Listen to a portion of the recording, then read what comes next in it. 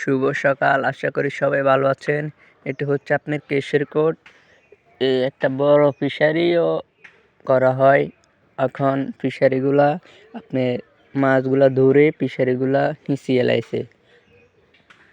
তারপর হচ্ছে আপনার এখানে মাঝে মধ্যে ফুটবল খেলে এবং কি ক্রিকেট খেলে এবং কি আপনার এই জায়গাটা আপনার অনেক জনপ্রিয় এবং কি কাজেরও অনেকে খেলাধুলা করে এবং কি আপনার ধানের সিজন আসলে ধান রোপণ করে এবং কি ধান সিদ্ধ করা হয় এই জায়গাটাতে এবং কি খেলাধুলা এবং কি সবাই থাকে, আড্ডা দেয় এই মাঠটা। এখন কয়দিন আগেই ফিশারিটা আপনার মাছগুলো ধরে তারপরে আপনার হুদিনকাল আসলে আপনার এই ফিশারিগুলোকে প্রজেক্ট হিসেবে আপনার মাছগুলো ধরে ফেলায় এবং কি আপনার এখানে অনেক দোকানপাট রয়েছে, সামনে দেখাবো আপনাদের। আমি আপনাদেরকে আগামী ভিডিওতে দেখাচ্ছি।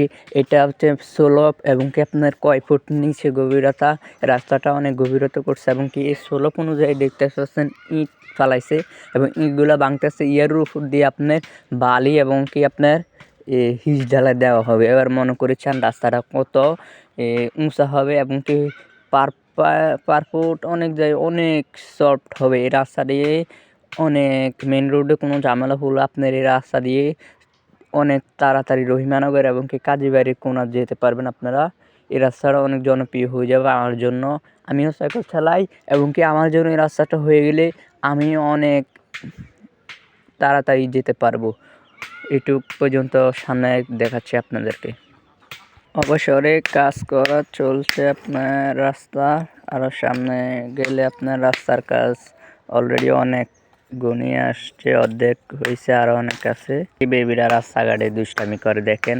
সব রাস্তার মোড়ে এবং যেদিকে ছেলে মেয়েরা আপনার চলাচল করে রাস্তা থেকে অন্য পারে দৌড়াদৌড়ি করে, তার জন্য আপনার পার্সোনাল একটা আপনার বললে পারেন, ওই যে মাঝখান দিয়ে দেয় না আইল্যান্ড, এটা দিয়ে দিবে ইনশাল্লাহ সব জায়গায়, যেটা ঝুঁকিপূর্ণ জায়গায়, সেই জন্য বলছি।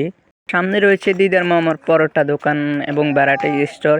আপনারা আসলে গরম গরম পরোটা খেতে পারবেন এবং কি ওই সামনে একটা জায়গা আছে, দুই পাশে পার্কিং করতে পারবেন। দেখতে পাচ্ছেন আপনারা গরম গরম পরোটা আসলে খেতে পারবেন ইনশাল্লাহ। এখানে অনেকগুলো দোকান রয়েছে কেশের কোট, অনেকগুলো দোকান আছে এবং কি আপনার কেশের কোট আড্ডা মহলে চলে আসবেন সবাই ইনশাল্লাহ। পরবর্তী ভিডিওতে দেখা হবে। আসসালামু আলাইকুম।